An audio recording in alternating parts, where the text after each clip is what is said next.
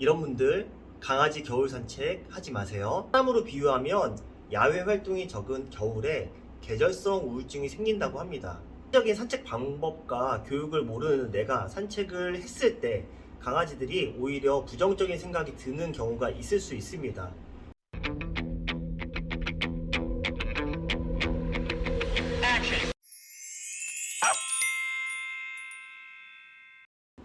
안녕하세요. 훈육미용사 조충만입니다. 강아지에게 산책은 굉장히 중요한 활동입니다. 겨울 산책에 대해 내 강아지한테 어떤 식으로 산책을 해주는지 생각을 해보셨으면 좋겠습니다.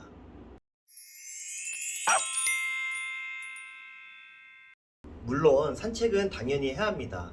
산책을 통해서 냄새를 맡고 활동량을 채워서 스트레스를 풀어주기 위함인데요. 겨울이 되면은 어떤 감정이 들죠? 외롭거나 약간의 우울한 감정이 들죠. 사람으로 비유하면 야외 활동이 적은 겨울에 계절성 우울증이 생긴다고 합니다.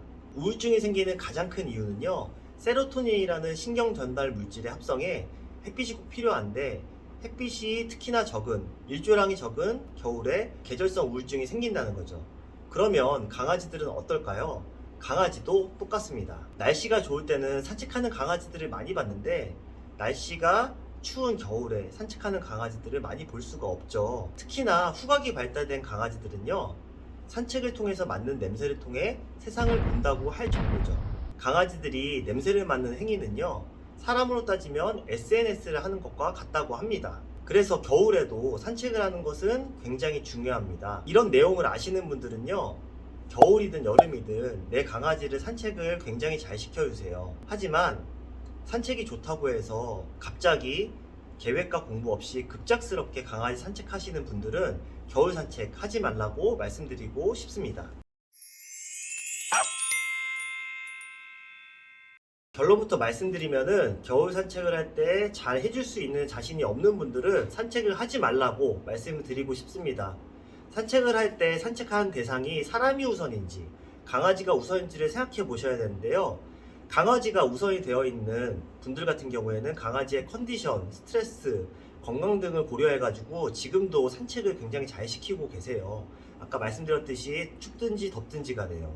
하지만 산책을 하는데 강아지가 있어야 돼 라는 식으로 하시는 분들은 오히려 강아지들이 스트레스를 받을 수 있다는 거죠. 선진국과 비교해 보면 우리나라는 소형견, 중형견을 많이 키우지만 호주나 미국 같은 곳은 중대형견을 많이 키웁니다.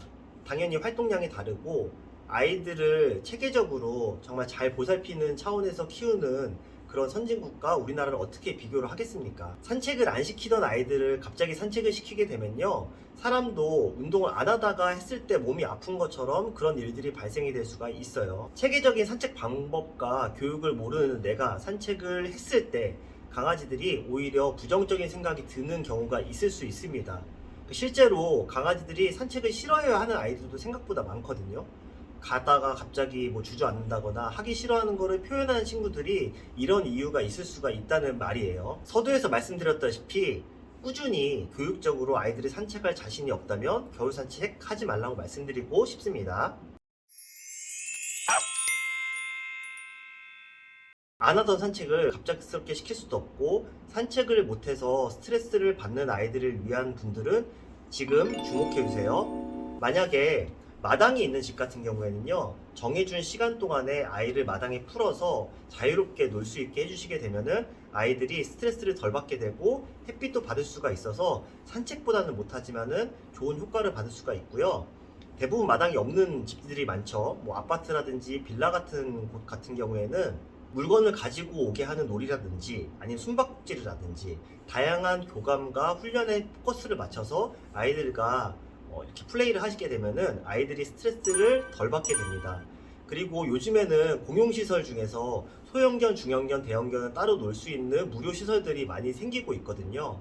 그런 곳에 방문을 하시거나 아니면 강아지 운동장을 주기적으로 방문을 하게 되면 아이들이 스트레스를 받지 않게 됩니다.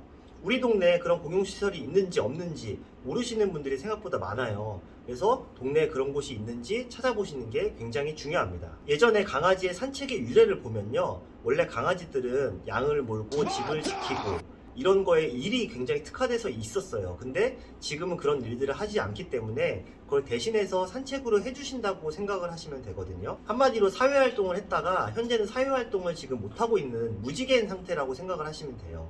그래서 그런 경우에 산책을 통해서 사회활동을 하는 건데요. 산책을 해주는 게 아이들 활동량도 채우고 사회활동을 할 수 있는 가장 큰 좋은 방법이지만은, 그렇게 못하시는 분들은 이런 방법을 통해서라도 아이들과 교감을 하게 됐을 때 아이들이 스트레스가 덜할 수밖에 없습니다. 만약에 산책도 안 해주고 아이를 그대로 방치를 하게 됐을 때 아이들이 이불을 막 물어뜯고 비계를 물어뜯고 인형 같은 거를 막 헤집어 놔가지고 분해가 되는 경우들 있죠. 그런 경우들이 발생할 수 있다는 겁니다.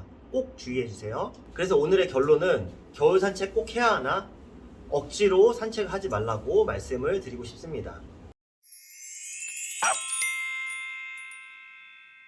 반려견 문화 선진국인 미국이나 호주 같은 경우에는 도그워커라고 굉장히 아이들을 산책시켜주는 문화가 잘 자리 잡혀 있습니다. 2017년도 기준으로 봤을 때 30분에 $20, 우리나라 돈으로 한 26,000원 정도 되는 건데요.